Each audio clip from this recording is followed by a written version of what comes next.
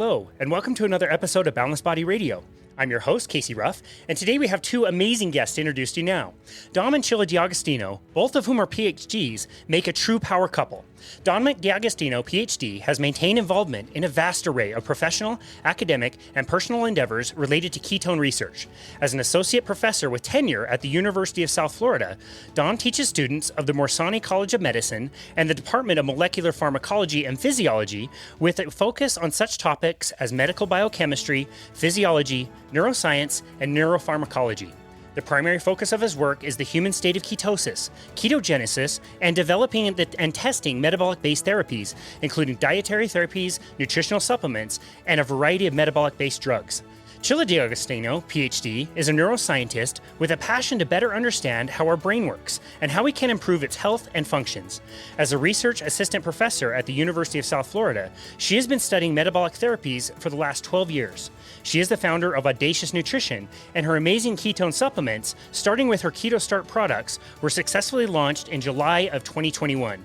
Dom and Chilla D'Agostino, what an honor it is to welcome you to Boundless Body Radio.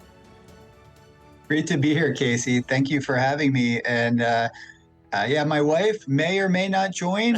She's out with the animals on the farm right now, so we'll see. We had some severe weather come through, so she's kind of tied up, but we'll see if she can. If she can't make it on, she can just later. Yeah. Yeah, if she jumps on, absolutely awesome. It was so cool to meet both of you in San Diego. If she doesn't jump on, we'll host the two of you again or host her again.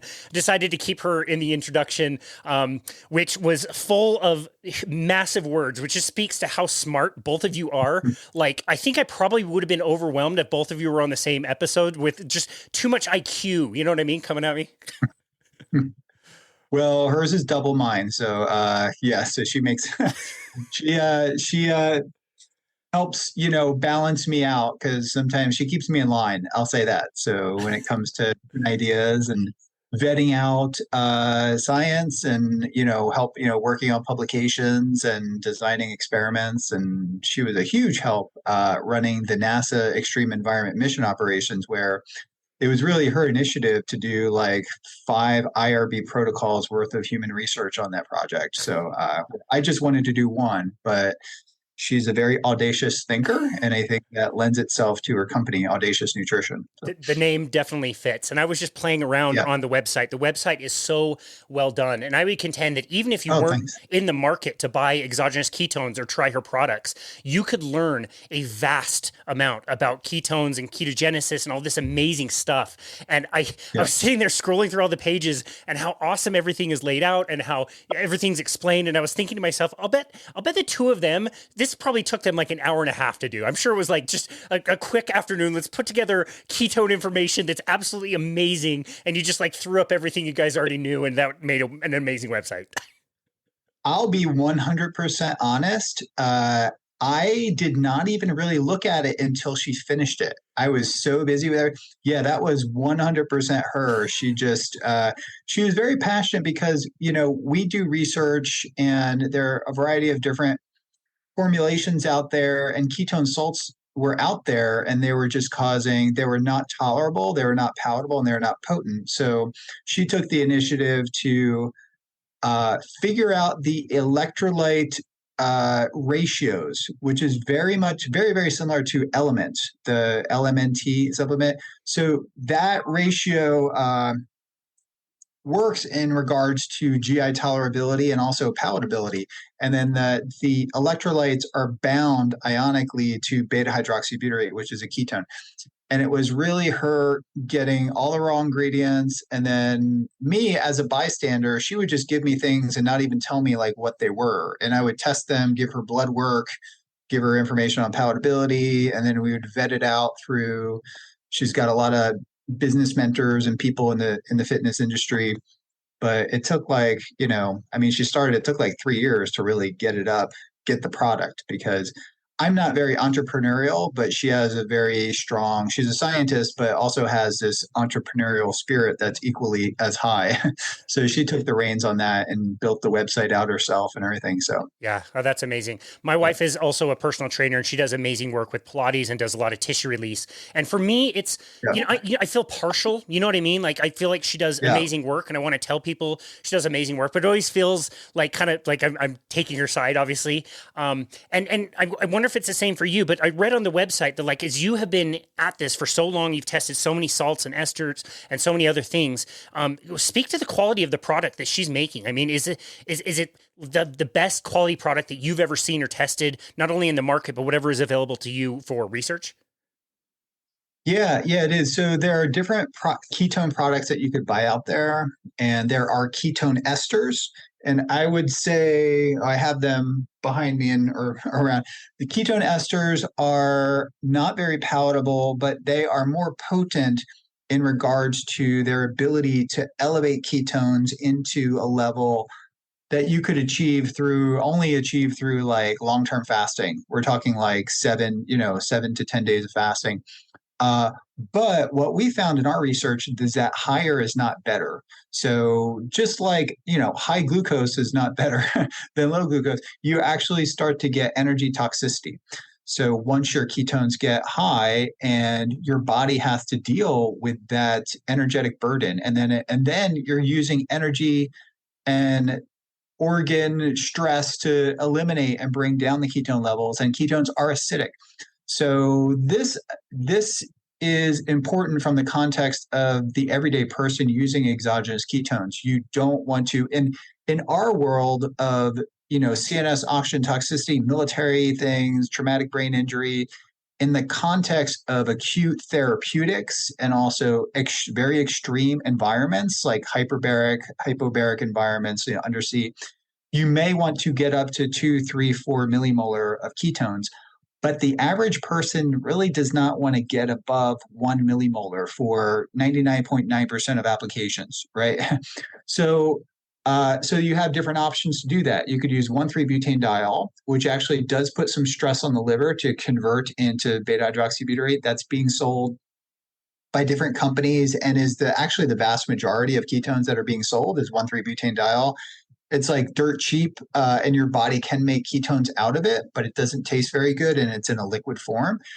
And then you have ketone esters, and there's a couple different companies. We talked about that. And then the best option and I've tinkered with all these things for so long. I mean, what I use personally is an electrolyte beta hydroxybutyrate formulation, which is a ketone salt, right? And the vast majority of ketone salts on the market, when you consume them, a lot of them will go right through you. They do taste a little bit better, but absorption is a problem. And it could be the potassium, it's likely the magnesium, BHB.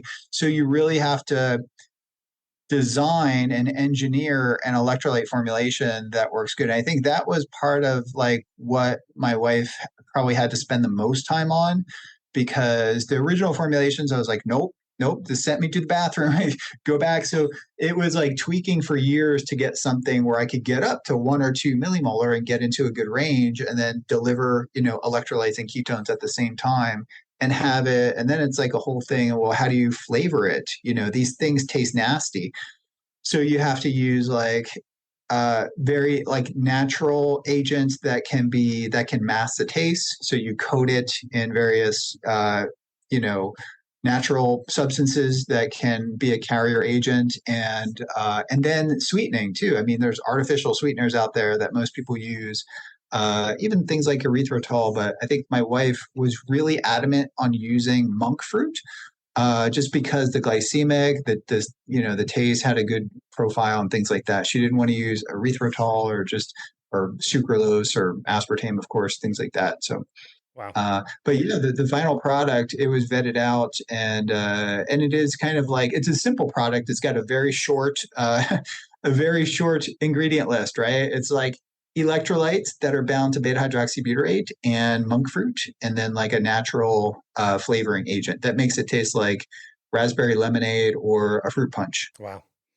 Wow, that's amazing. Yeah, Yeah. just based on that, you can tell what a tremendous amount of work that must have been to be able to put that together. That's absolutely amazing. And I do want to talk Yeah. to you about ketones and supplementation, who should be taking exogenous, who could be thinking about that. I think we're learning more and more about, the cycling teams that are buying them up in preparation for Yeah. races like the Tour de France.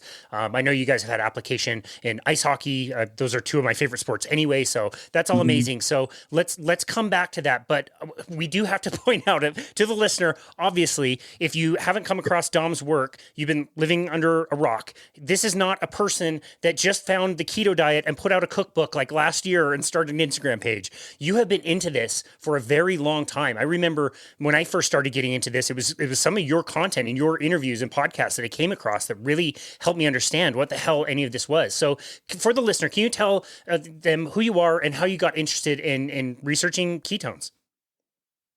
Yeah. It was kind of like a slow process. Background in nutrition and biology, and I was always interested in different types of diets, even clinically. That's why I went to a nutrition science program, registered dietitian program, but I didn't do the clinical aspect and just double majored in biology. Then I went into neuroscience and got very interested in brain energy metabolism as it relates to extreme environments. And my primary focus was actually really on lactate. I wanted to use lactate in the context of hypoxic brain injury to like re-energize. And I'm still interested in that and still, tinkering with things in the lab on that front. But then, as I was funded by the Office of Navy Research to be able to predict and mitigate central nervous system oxygen toxicity, which manifests as a grand mal seizure or tonic-clonic seizure. And in the process of exploring different mitigation strategies to enhance the warfighter, and oxygen toxicity is the main limitation for Navy SEALs that use a closed circuit rebreather. So it was kind of serving that aspect of our military, special operations community. I was mostly focused on drugs and various like supplements, antioxidant formulations, and things like that. And then this idea that the therapeutic ketosis worked remarkably well for seizures independent of the etiology, which means like you put someone on a ketogenic diet, you put them into therapeutic ketosis, and then it works for Lennox-Gastaut syndrome, temporal lobe epilepsy, all different types of seizures. So uh, my original idea was to use the ketogenic diet. The military said, well, come up with the ketogenic diet in a pill.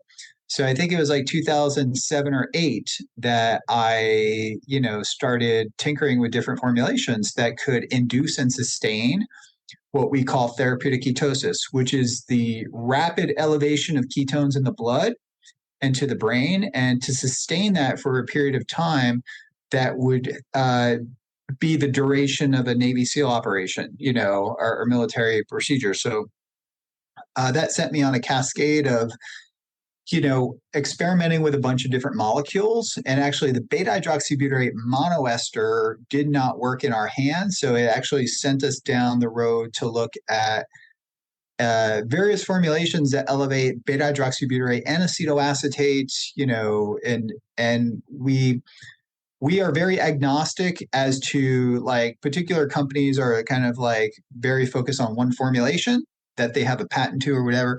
So we're a bit different in that we work with dozens of different molecules, and we're just interested in the formulation that works for specific applications.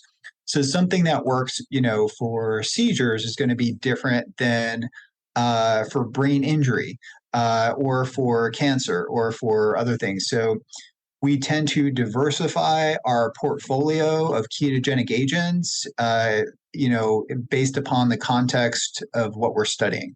Wow. Well, That could, many different things, yeah. even cancer. Wow. Yeah, that's amazing. Well, thank God you took that nutrition course, and studied that, because you must have had class after class after class of this wonderful metabolic state that we can get into as humans, and probably our normal state. I'm sure you guys talked a lot about that in your nutrition education. Is that correct? Man, like nutrition education is great. It gives you a background, for example, on like vitamin K and what, niacin does and vitamin B6. So uh, it's really like nutritional biochemistry. So I took advanced biochemistry 1 and 2 and advanced nutrition 1 and 2, which were graduate level courses I took as an undergrad, was like advanced biochemistry, but in the context of, for example, micronutrients and, vitamins, minerals. And then, we delved into all the different, nutritional diseases from, beriberi to, kwashiorkor, like, protein deficiency, things like that. So it gives you a good foundation, but we didn't learn anything about low carb diets. There was really no discussion about nutritional therapeutic interventions that could, be used to treat the main problems that we have in the world, which is obesity. It was all about calories in, calories out, which there is a place for that. And that's 80 to 90% of but there was no discussion about different types of diets that could help one achieve satiation and help one achieve, glycemic control and things like that. There was a big stigma towards low carb diets, ketogenic diets. So they were just mentioned kind of in passing as a fad diet.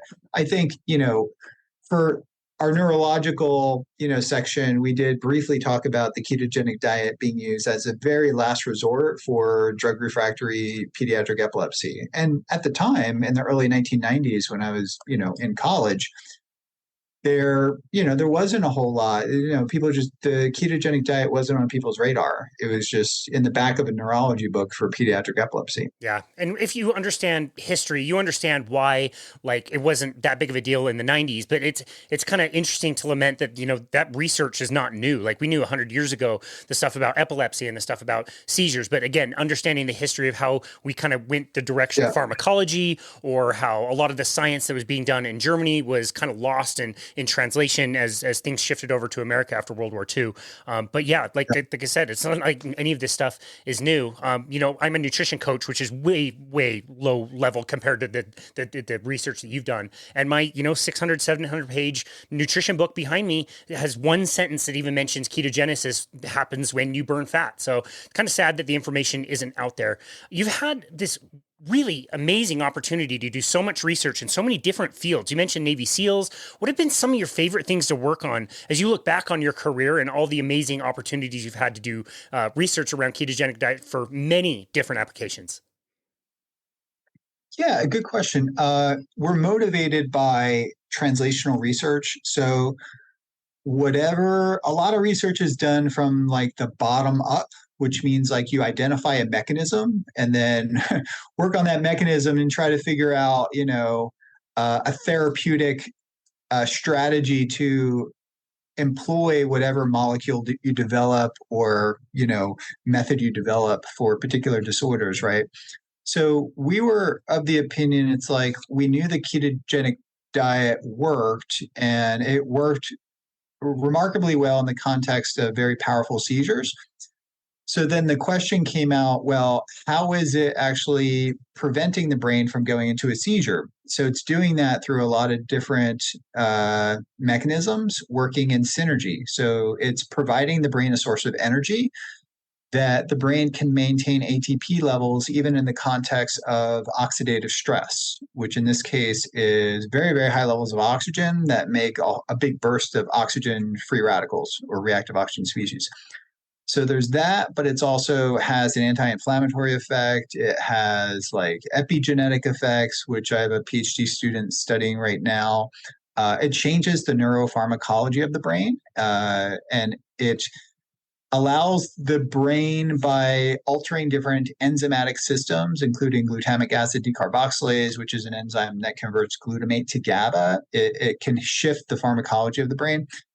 So as we started studying the diet, then we started applying it to different applications that could be genetic disorders like Angelman syndrome, to inborn errors of metabolism like glucose transporter type 1 deficiency syndrome. And then I had a PhD student come along who's Dr. Angela Poff, and she's my co-host for the Metabolic Health Summit. And, she had an interest in cancer. So we started studying this and we've published about a half dozen, articles on and, peer-reviewed science on using therapeutic ketosis as a means to reduce the growth and spread of cancer, metastatic cancer. And I think it has the best application for brain cancer because you have the dual use of it controlling the seizures associated with brain cancer, but also it inhibits it hits a variety of different mechanisms from suppressing insulin, elevating ketones, which have anti-cancer effect, to lowering glucose availability, to reducing inflammation, to having epigenetic effects that can alter gene expression and have anti-cancer effects through that mechanism. So it's working through many different mechanisms in synergy. And so I think the cancer stuff really surprised me because as I got into this, I was laser focused on the primary application of ketosis, the accepted application, which is seizures. And then it brought us down into different areas of science, including cancer biology and even the metabolic control of epigenetic regulation, which we're really delving into now. Uh, and I do believe that there's so much that we can learn from not only ketones as an energy metabolite, but ketones being produced in ways that alter specific enzymes that impact our gene expression and are called histone deacetylase enzymes, right? So they can alter different histone deacetylase enzymes, but the ketones can also directly impact gene expression by interacting with the histone, which actually plays a big role in gene expression. And I know that's getting way down into the weeds, but I think it's opening up a whole new area of science that I thought I otherwise would not get into.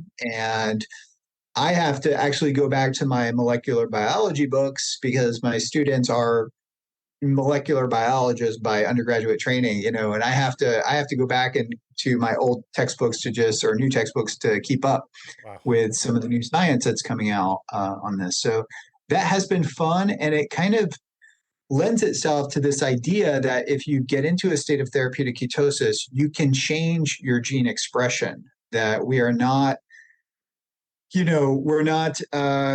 kind of a slave to our genome, and that we can alter our metabolic physiology to impact gene expression in ways that have favorable health outcomes. And that could be from a cardiovascular, from age-related dementia, to even to have anti-cancer effects through impacting gene expression. And I think this is a very rapid emerging area of science. And I think the metabolic control of epigenetic regulation, we're at the cusp of understanding how these metabolites, and probably not just ketones, it's lactate, it's various intermediates, can really profoundly alter.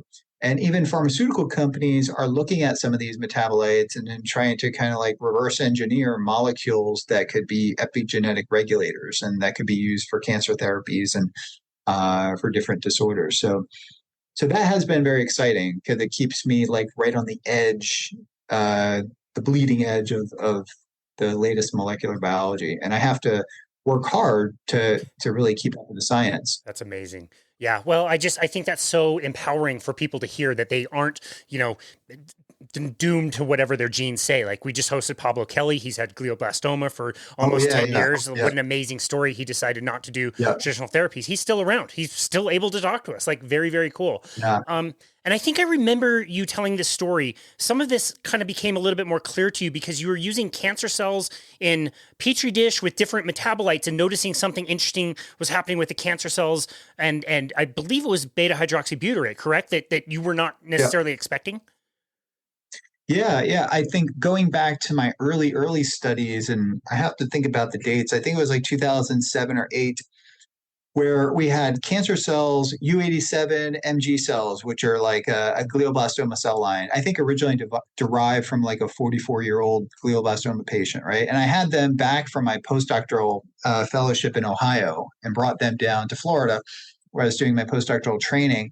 And I had access to medical students who wanted to do some research. So I would grow them in culture in petri dishes, and I would have the medical students do little projects, and they didn't really know what they were giving them. Like I didn't tell them. I was like, give them molecule, this molecule X and molecule Z or whatever, and treat them at different concentrations. And we were using some molecules that were, I want to actually revisit, like 2-deoxyglucose and lonidamine, and they're glycolytic inhibitors. And then we started, I was focused on that first, but then actually got beta hydroxybutyrate and started growing the cancer cells in the absence and the presence of the ketone beta hydroxybutyrate at levels that we could achieve with the ketogenic diet or supplementation. And noticed that the cancer cells were not growing as well, and it was decreasing their proliferation. We would do like a proliferation assay. And then it was also, we did a live cell death assay, and we noticed there were less live cells and more dead cells when we grew these cancer cells in the presence of ketones, and we kept glucose normal. So we didn't even like alter the glucose levels.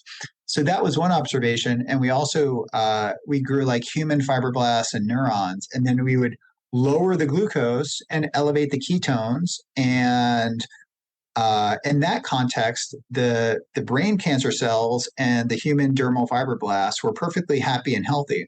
But when we lowered the glucose and elevated the ketones in cancer cells, like all the cancer cells died. So this was like a visual representation of kind of what was going on, that there was, that cancer cells could not survive in the absence of glucose or the lowering of glucose. So we kept it just at a low level. And that the cancer cells really lack the metabolic flexibility to transition from using glucose to using to using ketones. So they had a very high glycolytic need for growth and repair. So the cancer cells use glucose for energy, but they also use it to expand, to basically for the expanding biomass of the tumor. So as the cells divide, the glucose is shuttled into, for example, lipids. So you have to make a lot of membrane, as cells are dividing and replicating. And a large majority of the glucose actually goes towards that. It's also used for energy. So the ketones, some cancer cells can use ketones. If you do tracer studies, which are called tracer studies, you can actually see that the carbons from the ketones can be used in the expanding biomass of the tumor. But if you have a very aggressive cancer line, they have altered mitochondria, and it's altered in a way, there's structural and functional alterations in the mitochondria that prevent the cancer cells from efficiently using ketones as an energy source. But they can use them for biosynthetic processes. And that's where there's a lot of like a bit of confusion that, I get asked the questions, can cancer cells use ketones? And I think that the large majority of cancer cells can actually probably use it for energetic processes, but it's not a very efficient fuel. But they can be shuttled into lipid biosynthesis to contribute to the expanding biomass of the tumor. So that could be acknowledged. But from my understanding, there are no cancer cells. If you subtract glucose and glutamine, it'll essentially kill all cancer cells. I don't think any cancer cells can survive if you lower glucose and glutamine, whereas, we work with a variety of different cell lines, smooth muscle cells, human dermal fibroblast cells, like a variety of different cell lines do remarkably well if you dramatically lower glucose and glutamine, and they do really well. But cancer cells will quickly die. I mean, this is pretty much any cancer cell you look at. And that's something that cancer biologists are not focusing enough on. And I think a lot more time, energy, and experimentation needs to be directed towards metabolically managing cancer from the context of using glycolytic inhibitors and inhibiting glutamine metabolism or glutaminolysis in tumors. I think there's tremendous potential to strategically metabolically inhibit, and that may not be. It's probably not a standalone therapy to use it, but it could further augment the therapeutic efficacy of the standard of care. That could be radiation, chemo. And even immune-based therapies like checkpoint inhibitors, I think there's great synergy with therapeutic ketosis and targeting glutamine, for example, with PD-1 inhibitors. Interesting. Yeah, well, I would love to see that research done as well. But it's like Dr. Thomas Seyfried told us on the show, like cancer is a revenue creating disease. And so it's going to be hard to be really Yeah. motivated to fund some of this research, right? Like that's going to be tough. Yeah, that is true. And you do see that, he brought that up early on. We started communicating well over a decade ago. And there's a lot of truth to that, but there's also truth to like, working with different cancer organizations that are funded by pharma, and even we collaborate with the Moffitt Cancer Center here, and it is a cancer industry. I mean, it makes money. It exists because of the standard of care that's being utilized, and many cancers do respond remarkably well to the standard of care, especially some of the, and so Tom Seifert and our lab focus on cancers that are essentially resistant to the standard of care. So that would include glioblastoma, even low-grade glioma, and stage 4 metastatic cancer. It's like, the standard of care doesn't work for them. So we focus all our time and energy on advanced aggressive brain cancer models and also metastatic cancer. There are many scientists who study cancer and or different tumors, like patient-derived xenografts, for example, or cancer cells in a petri dish. But all cancer researchers should really be studying metastatic cancer, and very few cancer researchers study metastatic cancer because you don't die of a tumor, unless it's a brain tumor. But even in that case, you got metastasis and it infiltrates different areas, so it spreads. But I think the large majority of cancer research should really be focused on developing really good models of metastatic cancer. And Thomas Seyfried has one of the best models of metastatic cancer that I know of, which is the VM-M3 model of metastatic cancer. It made like the front cover of the International Journal of Cancer like over a decade ago. Wow. In our hands, I mean, this is like the most deadly, fast, aggressive cancer that you could see. Like, you inject the cancer cells into the flank, and then there's rapid spread and metastasis to the brain, to the liver. The liver is like peppered with all these metastatic lesions. It's just like this deadly form of cancer. So it represented to us a great model for us to test the ketogenic diet, and also we've never studied the ketogenic diet as a standalone. So even from right out of the gate, we combine the ketogenic diet with hyperbaric oxygen therapy. So in the context of high pressure oxygen delivered 3 times a week, 2.5 atmospheres for 60 to 90 minutes, you hyperoxygenate the tumor. That massively increases reactive oxygen species. And then in the context of a tumor, you have a lot of free iron. It drives the Fenton reaction. So you have more oxidative stress that's cancer specific, right?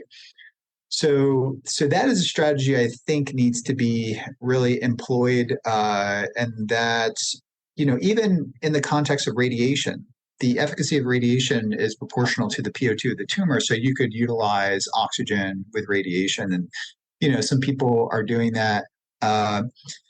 So there's just so much to unpack. And I guess, when you think about it, ketogenic diets, diet therapies, hyperbaric oxygen, it is difficult for cancer treatment centers and research centers to make money off this.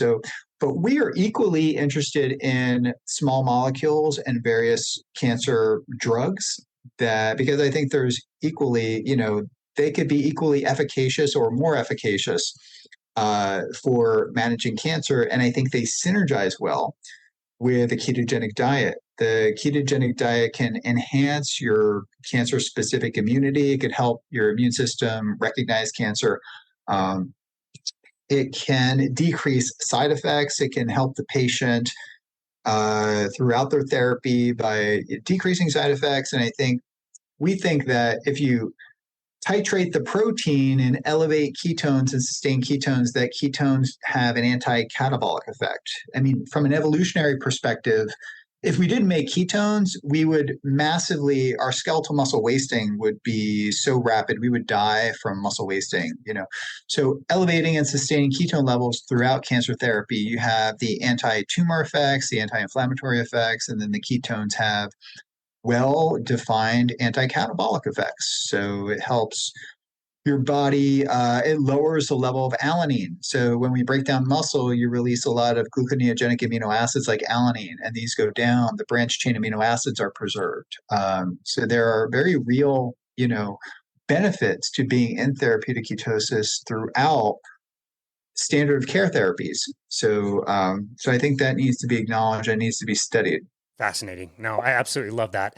Maybe this is a bit late in the episode to ask you. We're 35 minutes in. Okay. Maybe it's a little late for this question, but can you explain what are ketones? Where do they come from? Oh, yeah. Yeah, sure. Yeah, I probably should do that out of the gate, but My bad. people can people can rewind this and start back. But ketone bodies, we call them ketone bodies because they're named by a physiologist. So there's beta hydroxybutyrate, which is technically not chemically a ketone, but let's call it a ketone body, and acetoacetate. And then there's also acetone, which you can measure in the breast.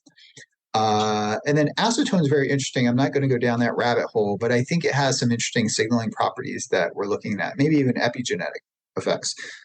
But you have your ketones are elevated in the blood, urine, and breath when our bodies are burning very high levels of fatty acids for fuel.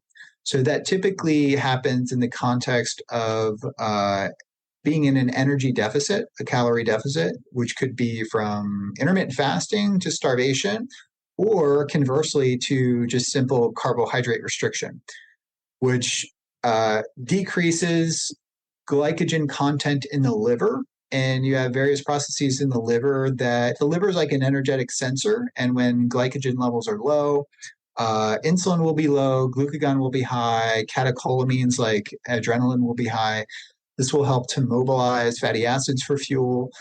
Fatty acids are very efficient fuel for skeletal muscle, for the heart, and even for the organs to some extent. But the brain cannot really use in sufficient quantities fat as an energy source. So beta oxidation of fatty acids in the liver creates an overproduction of acetyl-CoA, which is diverted down a pathway that's called ketogenesis. And then you have two acetoacetate molecules condensed to form, or two acetyl-CoA molecules condensed to form acetoacetate, and there's an enzymatic conversion to beta hydroxybutyrate. And in circulation, there's about a 4-to-1 or a 3-to-1 ratio of beta hydroxybutyrate to acetoacetate in the blood.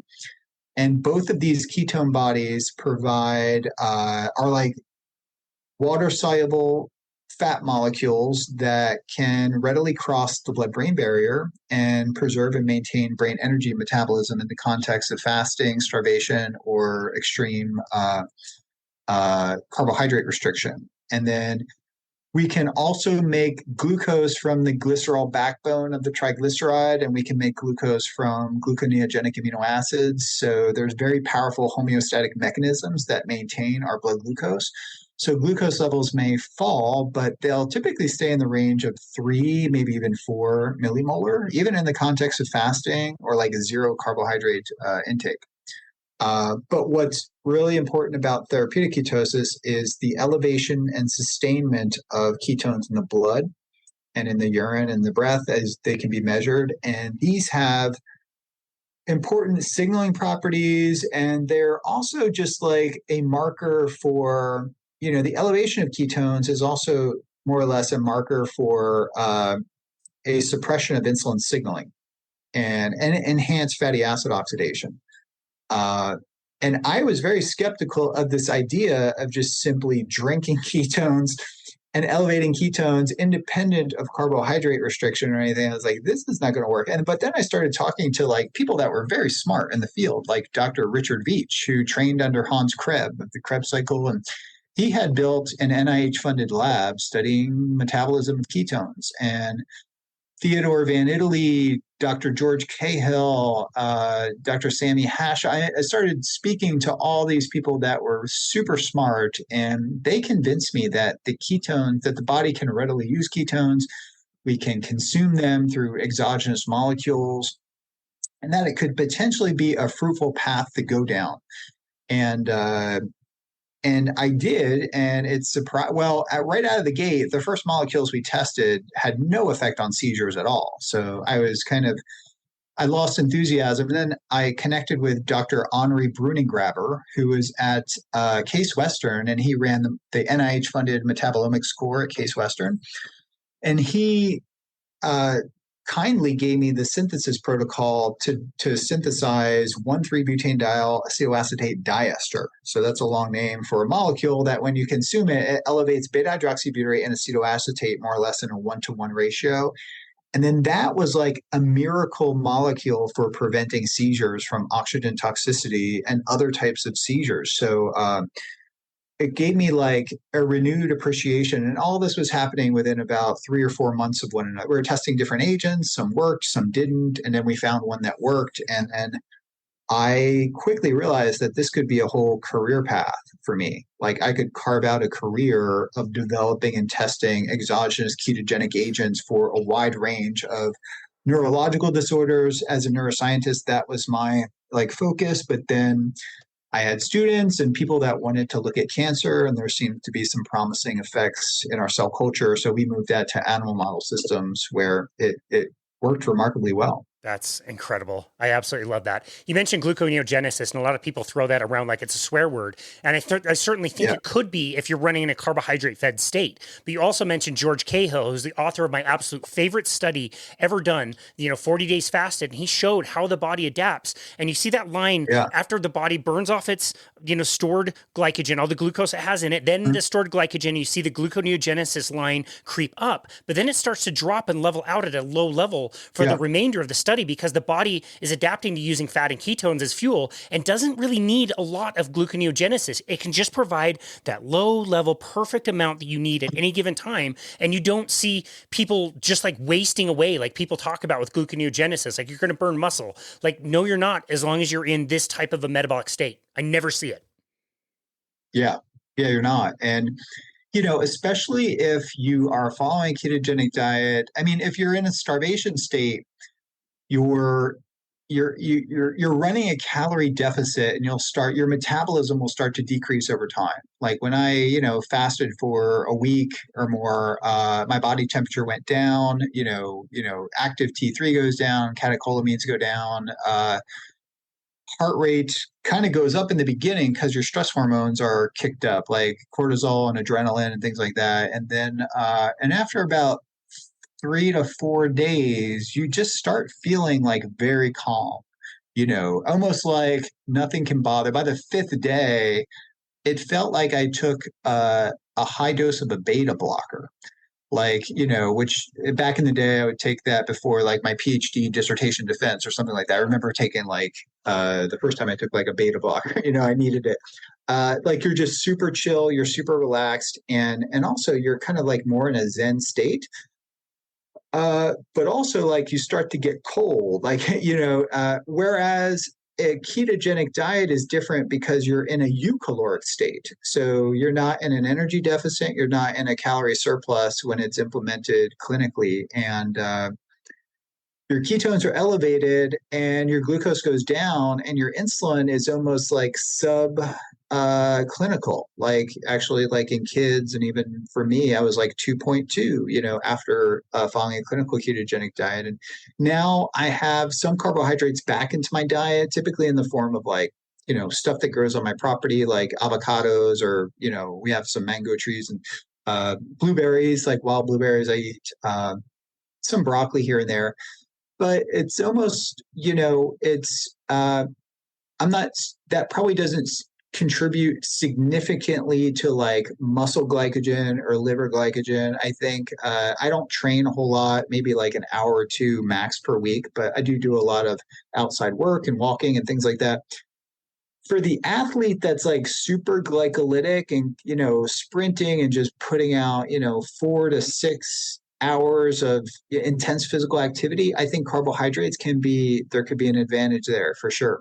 But that's not the large majority of people. And then I think if you are like a CrossFit athlete and you're have a very high output of calories, the amount of carbohydrates that would be optimal is far less than people think. Like we're talking like maybe 300 grams of carbs that are lower glycemic, can top off keeping your body hungry for carbs, keeps that insulin sensitivity up and helps your body better utilize carbs as an energy source. And you're also getting the dual advantage of maximizing your fat oxidation, which can be done in the context of consuming carbohydrates. You just dial your carbs back so your body's always hungry for carbs. And then that can actually maximize your fat oxidation at the same time and keep fat oxidation high.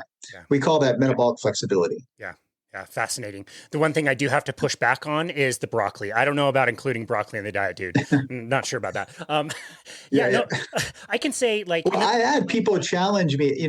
I posted something and then someone was like, the broccoli is killing you. You have, oxalates and all these. So it's like, show me one study that broccoli is doing anything negative to the body. So actually, I just kind of use it as more like a garnish. My dogs do really well. I clip off like the florets and just like the really green part, and I have a little bit of that. And then the fibrous part, I actually mix up with my dog's food, which is like ketogenic, high fat, high protein.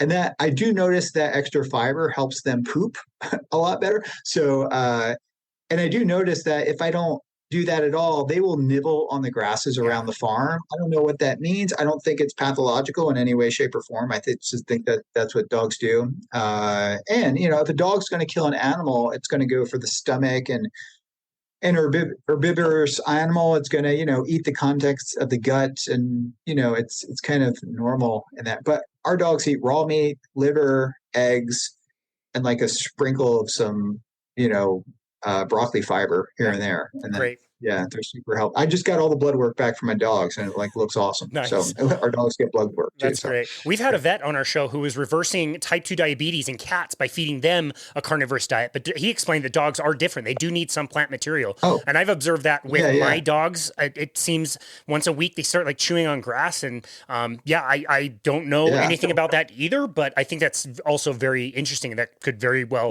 explain that for sure. And I'll just say too, cats are like obligate carnivores. So they need it. I mean, they will die. They need like taurine, cats. The worst thing you could do for a cat is like feed them anything other than meat, because they should not be like, there should be no vegan cats. That's actually, that's something PETA should, attack people who are feeding their cats like a vegetarian or a vegan diet, whereas dogs have more of a mixed palate and more omnivorous, largely carnivorous, but dogs are remarkably adaptable to different diets relative to cats. So cats will quickly become insulin resistant, obese. If you start feeding them corn, kibble, things like that. Yeah, he said just like the cheapest wet cat food that's mostly or all meat is the best thing for a cat. I believe the term for a dog is facultative carnivore. So it's like mostly, like you said, pretty much like us. I've heard that since we basically created dogs through selective kind of breeding over 30,000 years, they have the most similar digestive system to us. And so, we are omnivore and so are they. They should lean mostly towards meat, but very interesting. Very interesting. So I can identify two different times in the last week that I had my heart rate up very, very high, 6,500 feet mountain biking up the last like kind of steep little pitch. My heart rate got up to 190. Yesterday, I was on the ice playing ice hockey with my buds. My heart rate got very elevated there. And I will say that, I've been carnivore for 4.5 years. I will say that at those like kind of peaks, of anaerobic activity, I can say I probably lost about 5%. Like it's not quite as good as it would have been when I was eating more of a mixed diet before, but I just feel so much better through the rest of my life. I'm okay to take, 15 seconds out of my shift on hockey and get off a little bit early. It's not a big deal for me to not experience tons of anxiety and, all the stuff I was experiencing before. So that brings me to kind of what you mentioned. Like, yes, an athlete that's doing those high intensity activities, they can bring in more carbohydrates and probably benefit from that. It's not a lot, but you can bring in some and benefit. But now let's get into like exogenous ketones. Like how can this help athletes and how are athletes using this to increase their performance? Yeah, I don't think there's really any major bottleneck for ketone utilization, but you don't want to, it's like sugar, right? You don't want to give too much and then you create like energy toxicity, right? More or less, like so that's why a continuous glucose monitor, like I got one on the back of my arm here, Levels Health, plugging them, they're a great company and the app is very insightful. And by using a continuous glucose monitor and the insights that you get through the app allow you to titrate your energy needs to your exercise or your sport or your metabolic health, right? And that's going to be super important. Continuous glucose monitors are way more important for the carbohydrate fueled athlete because that allows you to precisely, dial in your carbs to meet your energetic needs. If you're overshooting outside of like 140, which a lot of people do, if they were just slap on a CGM, they would be able to adjust the amount and the types of carbs to maximize their glycolytic fueling and minimize their hyperinsulin response. But when you're low carb, like you have very little need for that. But I did, realize that once I started introducing a little bit of carbs back in, whether it be fruit, a little bit of sweet potato, something like that, it allowed me to adjust it based upon my energy needs and things like that. For the large part, like right now, I'm ketogenic. I don't think I had any carbohydrates today. I've actually been experimenting with allulose a lot with allulose, and there's a couple products out there I really love. One is RX Sugar, and it's like these little chocolate bars. And allulose is a calorie restriction mimetic. It's a GLP-1 agonist. If you consume allulose, if you consume 50 grams of carbohydrates, you get an insulin rise and a glucose rise. If you consume those carbohydrates with allulose, you get less of an insulin rise and less of a glucose rise. So it attenuates the rise you get from carbohydrates, and we don't know why. So I'm actually fascinated with how is allulose preventing the rise of insulin and glucose from a fixed amount of carbohydrates. So it's like this thing, like I'm like reading day and night to figure out what's going on, if it's the microbiome, if it's insulin sensitivity, if it's dialing back gluconeogenesis, which it does seem to be inhibiting some of the enzymes associated with that. So there's so much to learn. And I wouldn't know that if I didn't wear a continuous glucose monitor. So, and you don't have to wear these things like, all year. I do because I'm always testing things. But if you were to wear it like 2 weeks or 4 weeks or something like that, and you could just probably buy one off the shelf in like Canada or other places for like 30-40 bucks or something, or subscribe for like a month to like Levels Health or something. That really gives you, and then organize some testing in and around that time, and you could figure out the foods that can really optimize your fuel flow. So this is going back to the ketones, right? So if you had a continuous ketone monitor, you could do like a ketone tolerance test and actually consume ketones, and then you can prick your finger and measure and see how fast you clear them from your system. Someone who's not super metabolically flexible would take a longer time to clear ketones from your system, and I think they could potentially be toxic. So we see this in animals. We see this in rats and mice. If we overfeed them exogenous ketones, we can kill them. We can put them into ketoacidosis, which happens, especially in the early days when we were testing these things. And we realized very profoundly that higher is not better. And for me, and I think for athletes too, I think the sweet spot is right around, believe it or not, like 1 millimolar, maybe 1.5 to 2. and getting within that range. If you're put it into context, if your ketones are elevated in your blood 1 millimolar, that gives your brain a 10% energetic boost. So the brain is basically using about 10 millimolar of like substrate max, right? So if you were to elevate that 1 millimolar, and your glucose is under very powerful homeostatic like regulation, so it typically stays about 5. Your brain uses like a little bit of amino. If you're exercising, you make lactate. Your brain may use a little bit of lactate. But like if you bump your ketone levels up, like acetoacetate and beta hydroxybutyrate with a ketone salt to like 1 or 2, then that's giving your brain a very noticeable increase. You're also sparing glucose.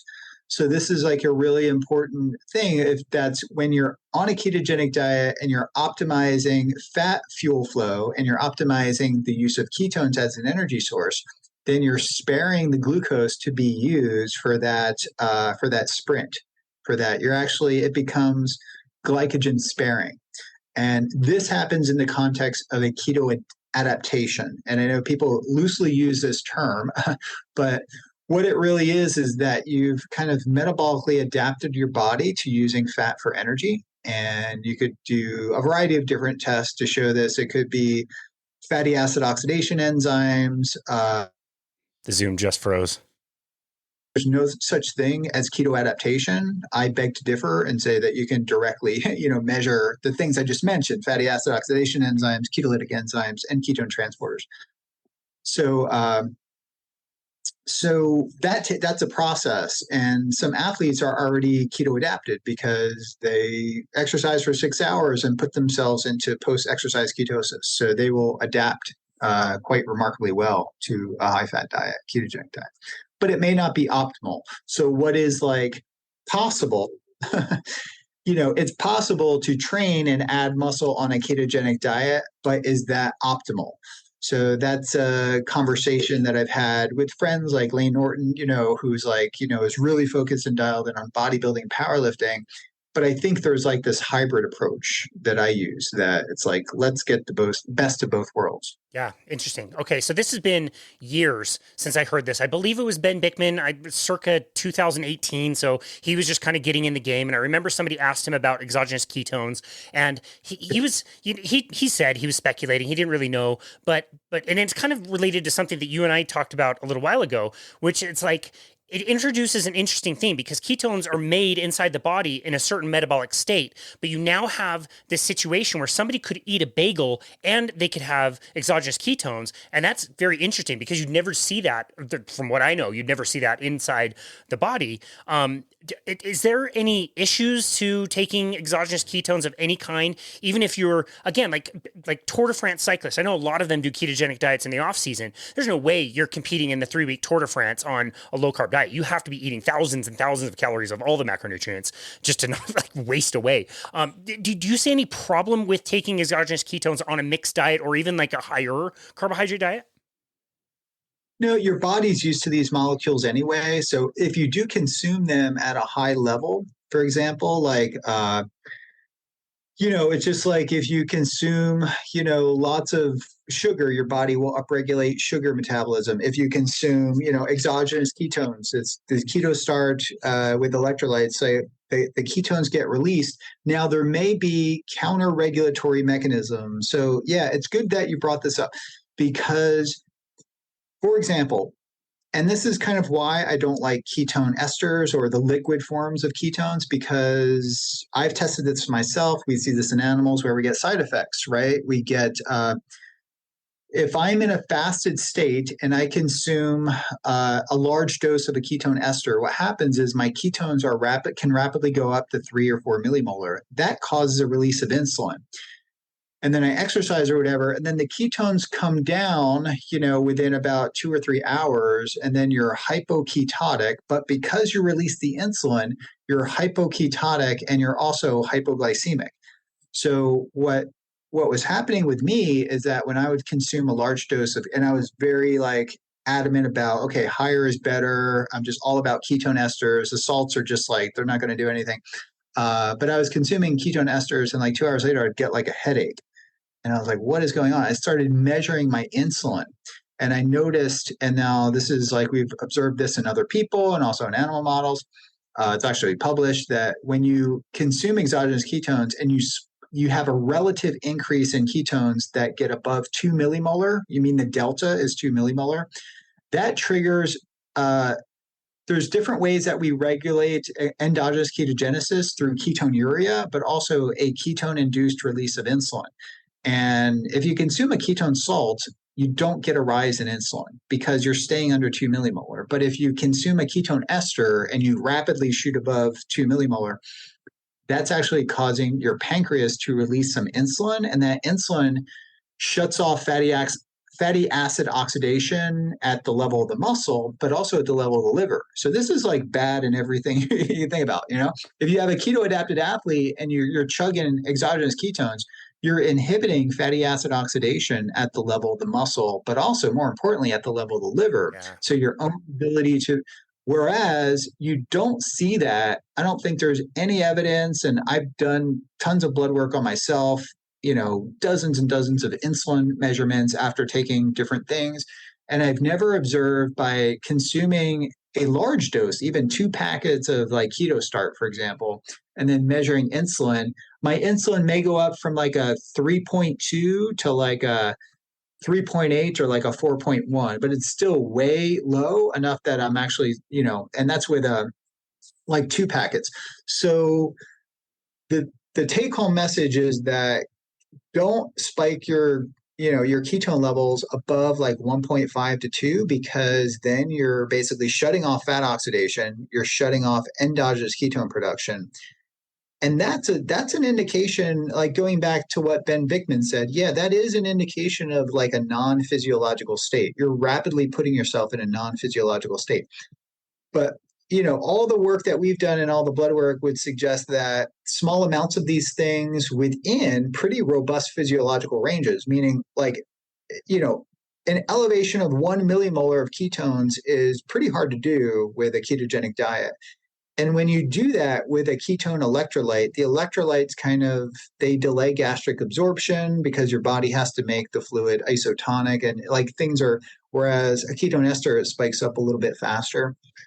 And you can basically get the best of both worlds using an exogenous ketone salt. I mean, maybe in the context of like a Tour de France athlete who's like midway through the event and then they're chugging like smaller amounts of ketone esters, but I'm of the opinion that you just don't want to use ketones or glucose or even lactate or branch. You want to have you want the body to use all the fuels. So you want to have a liquid drink that maybe has some MCTs in it that you could tolerate, electrolytes, glucose, ketones, maybe alpha L polylactate, which was used in the old Cytomax products. I'm a big fan of that. And maybe some branched chain amino acids and stuff too. Like you want to formulate, and I have lots of ideas for like different formulations that I came up with. But ketones should be part of that mix because they're such an efficient fuel. They can maintain, brain energy flow, and they just have a lot of benefits for post-exercise recovery on top of that. Interesting. Well, I remember coming across an article a year or two ago that said like the $100 water bottle at the Tour de France, and I always thought they were using esters. And maybe in that context, like you said, maybe they're just nursing it on a 6-hour stage. Maybe they would be better just switching back over to, salts and MCT, like you said, which is highly ketogenic, depending on, which molecule you're actually using, what the formulation is. But maybe they're making a mistake by doing all the esters. They could save some coin as well by just doing the salts. Yeah. Well, a ketone ester, the ones on the market are made with 1,3-butanediol, which is an alcohol. So that puts stress on the liver. There's a redox shift in the liver, and you create what's called an aldehyde when you metabolize 1,3-butanediol. And then that aldehyde is actually like a toxic intermediate that gives people a headache. That's the molecule that causes like a hangover. So you can't get around not producing that when you use a 1,3-butanediol derived ketone ester or just straight up 1,3-butanediol. So there are some molecules, like we're working with molecules that are like glycerol esters of beta hydroxybutyrate or glycerol triesters of acetoacetate. And then we have oligomers, and we have, there's all these. We got, I can't tell you all the different molecules, but we have molecules that get around that problem.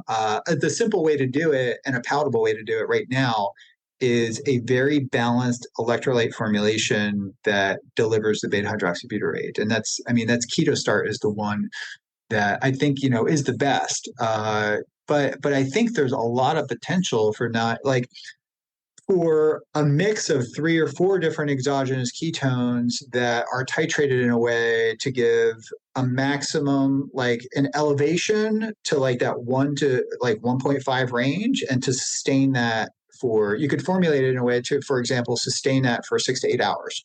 Like that would be like really cool for certain events. So you would have like an engineered exogenous ketone supplement, and then it could be, you could have other things mixed in with that too. But I think that's the future. And people are already doing that. I know that because I communicate with them, but I think that's the future for like commercially available products. Wow, that's absolutely fascinating. Great way to wrap up this conversation. Dom, this has been so cool. Like I just have to pinch myself when I get to ask the world-renowned expert on ketones, what exactly are ketones? Like it's so cool to be able to chat with you. It was great to meet you. Again, bummer that Chilla wasn't here, but we'll make sure we get her on at a different time. But in the meantime, where can people go to find you and her as well and her company and connect with you guys? Great. Thanks for asking. Yeah. We have a website, just an informational website, ketonutrition.org. So ketonutrition.org. We have a blog, sign up for a newsletter. I put in things that I'm always testing, and we'll have, all the different, like this podcast, I'll put in the Keto Nutrition newsletter, and we blast that out to like, I think we got maybe 15, 16,000 followers, and just starting to grow that. So ketonutrition.org, Metabolic Health Summit is a very diverse metabolic health conference that has basic science research, has clinical research, and also has lots of networking and entrepreneurs that meet, and our sponsors really help make that happen. So Metabolic Health Summit, the Metabolic Link podcast. And both of these things are essentially products of the Metabolic Health Initiative, which is like the entity that's kind of working to further develop online education, and it's ACCME accredited. Not only the podcast material and the content, the medical content associated with that, but the Metabolic Health Summit conference has ACCME accreditation. So you can get, your medical education credits through that. And I'm trying to think what else. And then, Audacious Nutrition is the company that my wife owns, and the product is KetoStart, and that's the exogenous ketone product that I use on a daily basis. I think that's about it. But sign up for our newsletter, Keto Nutrition. And if you can't make the conference, the Metabolic Health Summit will be January 25th to 28th, 2024. If you can't make it in person, it'll be in Clearwater, Florida, which is an amazing place to be in January. There's also a virtual component that gives you access to everything, like all the recordings. You can actually like walk through the poster session. You can interact with, the speakers, and gives you full access to everything, the virtual component. But would love to see, your listeners there in person, but there's also the virtual component. It's so much better in person. Like it's cool to listen to these things and, learn from world experts like yourself, but it's so different to like actually be there and meet these people. And just like you, like I gotta like walk right up to you and chat you up with Chilla. Like you would not have that opportunity to talk to all these amazing experts all over the world that travel in. So I always just tell people like the conferences are worth it. You will not miss the time. You will not miss the money. Invest in yourself. Go check these out. They're great. They're fantastic. So that's awesome. Yeah.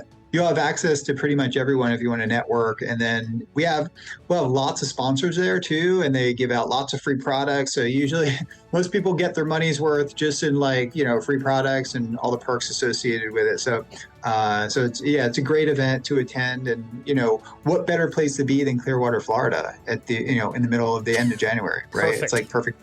And the beach is amazing. Perfect. Well, that sounds awesome. Hopefully I'll be able to see you there this year. Dom D'Agostino, This has been an amazing conversation. Thank you so very much for all the research you've done. And thank you very much for taking time out of your very, very, very busy life to be with us today. All the best to Chilla as well. But in the meantime, thank you very much for coming today. I appreciate it, Casey. I'm grateful for being on. Thank you for allowing me to use your platform to talk about my science and research. Appreciate Absolutely. it. Well, it's such an honor to host you. It's been an amazing conversation.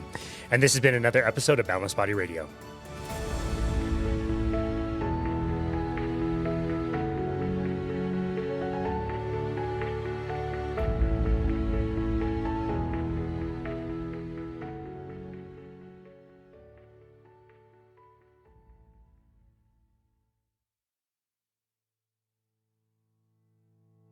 As always, thank you so very much for listening to Boundless Body Radio.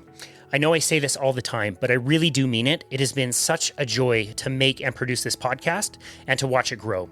Our business started in the pandemic in July of 2020, and we started the podcast in October of 2020. So it has been 3 years now, and to see that we have generated over 400,000 downloads worldwide is just simply unbelievable to me.